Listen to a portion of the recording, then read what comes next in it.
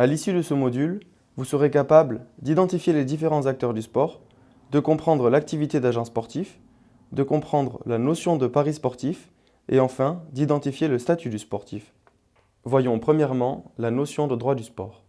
Le droit a rencontré le sport bien avant la confrontation à des procès sportifs. Plusieurs choses dans le sport appellent au droit. La règle du jeu, qui est une norme, l'arbitre et le juge-arbitre, qui va traiter des conflits pendant le déroulement du jeu, les résoudre et puis qui va annoncer le résultat, et enfin le contrat. Par exemple, le club est un contrat d'association. Toutes les branches du droit sont sollicitées. Droit pénal, droit des contrats, droit des affaires, droit civil et droit administratif. Voyons dans un second temps l'organisation institutionnelle du spectacle sportif et premièrement le mouvement olympique.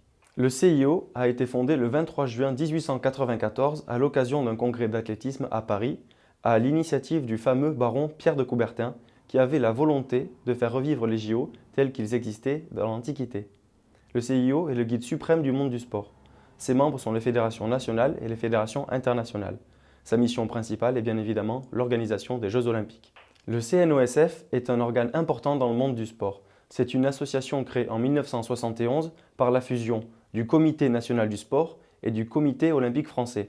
Il a notamment pour mission la représentation en France du CIO, la représentation du sport français dans les relations internationales, la représentation du mouvement sportif sur le territoire national et enfin la mission de trancher des litiges par la conciliation et l'arbitrage.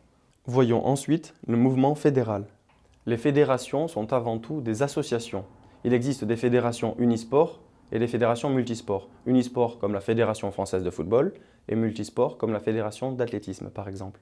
Il existe aussi des fédérations affinitaires, constituées pour des raisons idéologiques, politiques ou pratiques. C'est le cas par exemple de la Fédération française de sport catholique. Il existe plusieurs sortes de fédérations en France.